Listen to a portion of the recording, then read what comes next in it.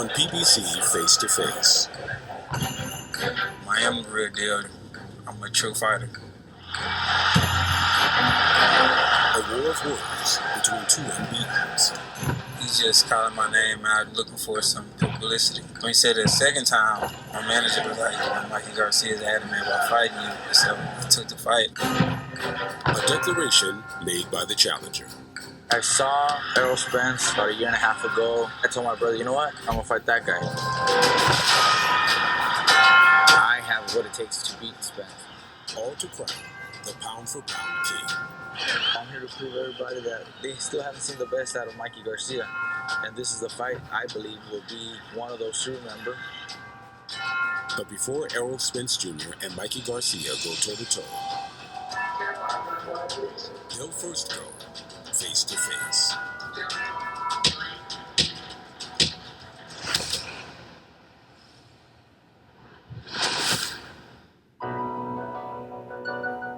Errol Spence Jr. was born in Long Island, but he's called Dallas home since he was a toddler. In high school, it was football that was his focus, and boxing a way to train for the fall season. But boxing soon trumped football, and Spence became a non-stop presence inside the ring.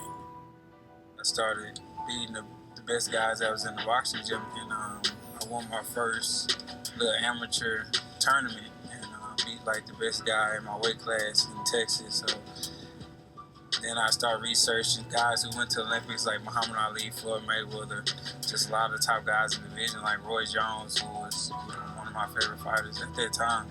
So I wanted to follow in their footsteps. So I felt that going to Olympics was really a goal of mine, and I could really make it. He did, as a 22-year-old in 2012. But his London Olympics ended in disappointment, losing to the eventual bronze medalist. It would turn out to be his last loss.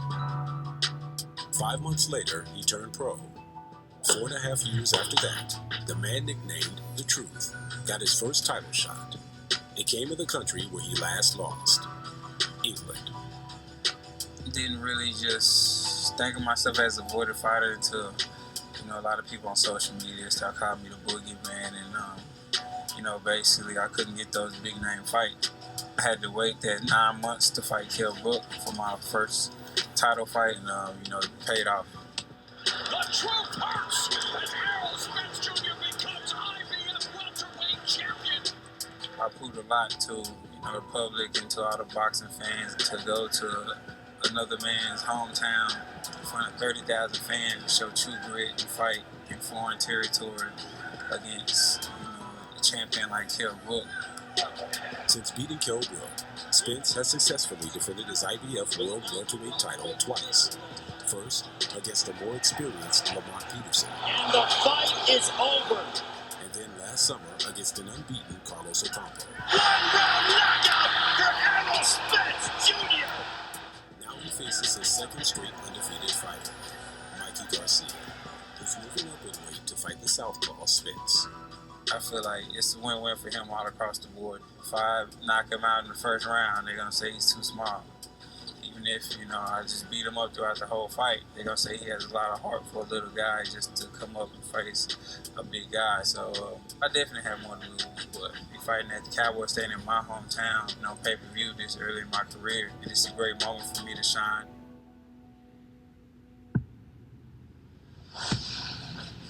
Mikey Garcia has been his whole life around boxing. It's the family business. We grew up in a boxing family.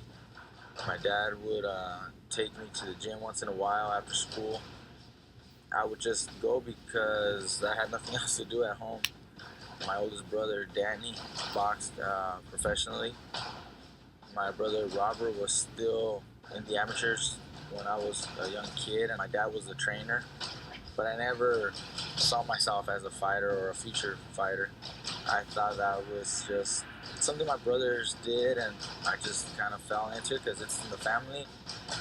Garcia made his amateur debut as a 14-year-old and turned pro just 4 years later. Nothing bothers me, nothing scares me, nothing makes me nervous. Nothing's going to surprise me because I've already done this. I've already done it many times. And even though every fight is a little different, I do a lot of visualization, just for preparation. And I win the fight, thousands of times in my head before I step in the ring. It does seem like Garcia has won thousands of fights. In more than 12 years, he's yet to lose. Now 39-0 and the 4-division world champion. His last 2 bouts have been against undefeated champions, but his rise to welterweight to face Spence looks like his biggest test yet. His camp wasn't in favor of him. My brother and my dad actually tried to push me to a different direction. They didn't quite like the fight because I do not need to move up to 147. I mean, I'm not a natural 147. I'm, fighting at a lightweight division. I started my career as a featherweight, so 147 is a big jump. We're competing against the top guy in the welterweight division, undefeated world champion. Who's very strong, very dangerous. They kept telling me, to go after somebody else. Try my luck, against some other welterweight first before fighting for a title, or looking at just other champions. But I told them I don't want anybody else. I will not get the recognition by fighting somebody else. I want to fight nothing but champions. I don't want to just fight a contender. I don't want to just defend my title. I want to fight champions. I want to take titles away from undefeated champions, and that's what's going to add to my legacy. I want Errol Spence because everybody sees him as the welterweight to beat.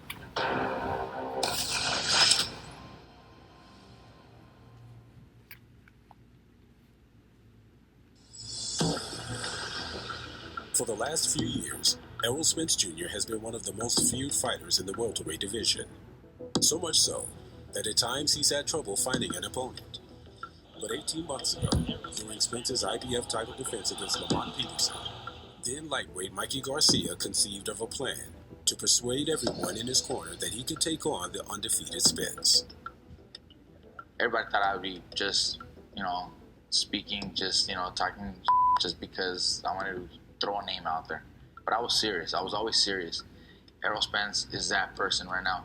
Nobody else was willing to jump up and fight Errol. No one else is willing to challenge Errol Spence like that. I want to accomplish this. I want to be great. And in order to do that, I need to get through this man in front of me. He's a perfect opponent because of his name. I mean, he's a 4-division champion. And, he's a great fighter. So I can't wait just to showcase at my home against a guy who's never been defeated before. This is the moment I've been waiting for. I got a perfect opponent, and I'm fighting on pay-per-view, so I can't wait. How do you beat this man? I got all the tools. I believe in myself. I got the right amount of speed, footwork, power, experience. I've done all my work to get ready for this fight, and I know that I can beat him. Mikey Garcia is the only guy that's calling out your name. What was your reaction when you first heard that? I respect him for that. I respect him for his ambitions and things like that. But, at the end of the day, he should listen to his coach, should listen to his brothers, and not took the fight and went somewhere else. Errol, this guy crazy? Or is this guy crazy like a fox? What kind of vibes are you feeling coming off? He's just confident. I mean, he's a true fighter. He's a real fighter. I mean, that's what he's supposed to be. I mean, it's like a mirror. I see myself in him. I mean, that's how I felt. I said that too. I said that, I see a lot of myself in the way he fights. How so? It is almost like a mirror. I've said that several times. When I compare in further detail, I also feel that I'm just a little bit better in every little aspect. A little bit better in timing, a little bit better in footwork, a little better in speed, a little bit better here and there. And that's what I believe that will help me overcome his size advantage that he holds over me. I mean, it sounds good, but, a lot of stuff looks good on the outside until you get in it. I mean, I like his confidence. I admire his confidence. I want him to have that same confidence when we get in the ring and the bell rings. I mean, he thinks he has better footwork than me. Think he's faster than me. If I can get you out of there, I can end the night early and go home to my kids early. That's what I'm going to do, whether it's in the first round or the 12th round. Yeah, I need someone like that to get out the best out of me. Bring out the best out of me. I need some opponent just like you. Other opponents haven't really been able to challenge me enough. And in order for me to show the world what I can do inside of that ring, I need someone like you, and that's why I picked you. Well, he wouldn't have to worry about that. I'm going to squeeze all the talent and skill out of them come fight night March 16th. So, it's not going to be on cruise control. It's not going to be, an easy victory for him. I'm not worried that he doesn't have to. I'm not. He doesn't have to, feel like that he hasn't used all his skills and his talent and his ability, because he's going to need everything in his tank March 16th. What do you see? What do you see in him that gives you this level of confidence? It's not what I see that he doesn't do right. It's not something like that. It's more what I know, what I'm capable of doing that people still haven't seen out of me. And that's why I picked this fight, because I need this type of fight so that I can show the world the full Mikey Garcia, the full fighter that I am. Is the best of Mikey Garcia enough to beat Errol Spence? No, not at all. I mean, I respect his skills. I've been watching him for a long time. Has a lot of skills, has a lot of talent, but, I'm still that guy. I got a crazy amount of confidence, and I want to be the first person to give him his loss. So, I'm ready March 16th. Like I said, I'm going to put on a great performance, a great showing. I don't care what they're doing. I don't care, how he's been working with Snack and the different strength and conditioning exercises and all the supplements they've been taking. It's not going to matter March 16th.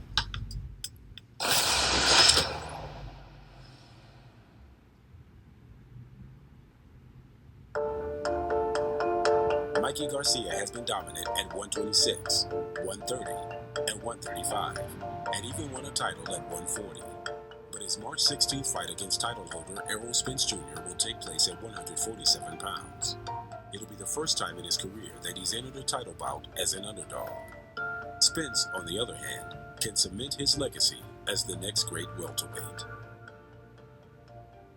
Errol, we certainly know what's at stake for Mikey. This is daring to be great. This is legendary stuff. A title in your 5th weight division. Potentially being called the pound-for-pound king with a victory over a guy like you. What's at stake for you in this, though? A lot at stake for me. My IBF belt, my recognition of, being that guy in the welterweight division and being, quote-unquote, the boogeyman in the division, and just being the most feared man at 147. I want to fight the biggest name. That was the biggest name. Right now, for me, was Mikey Garcia. Nobody else wanted to fight me in the welterweight division or at 140 wanted to come up. He wanted it, so I accepted the fight, and it was an easy fight to make.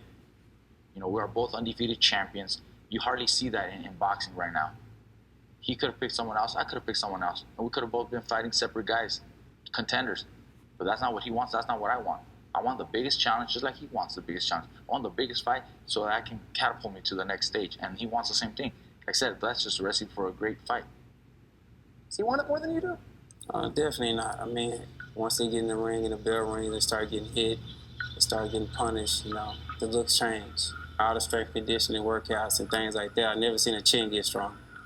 So I think, as soon as in the first round he feel my power, we're going to survival mode. And I'm not banking off power. I'm banking off, boxing IQ.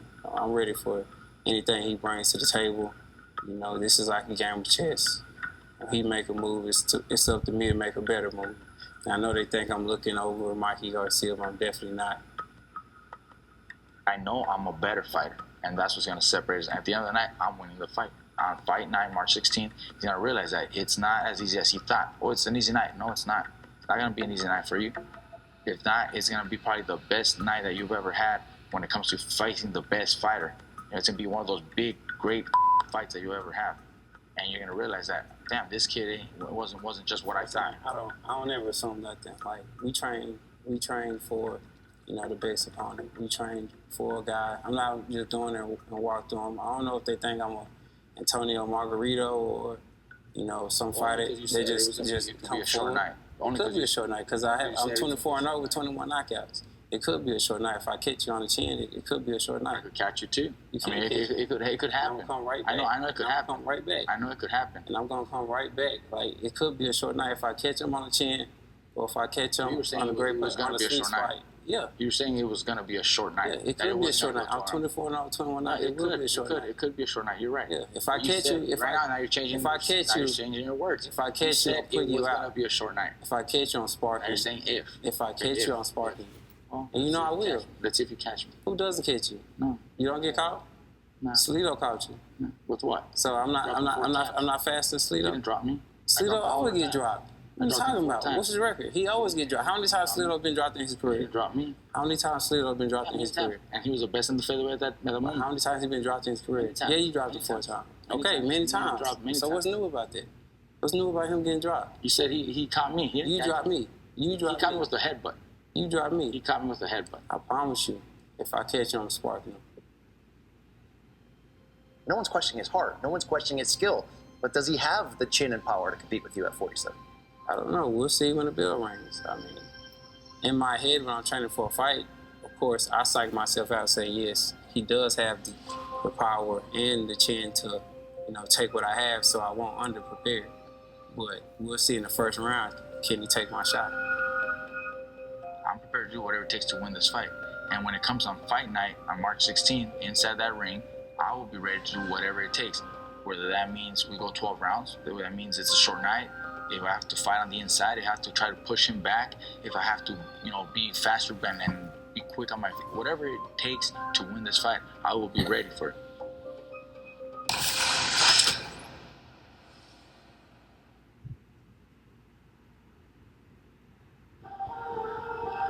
Between Errol Spence Jr. and Mikey Garcia, the two fighters have a combined 63 victories and no losses.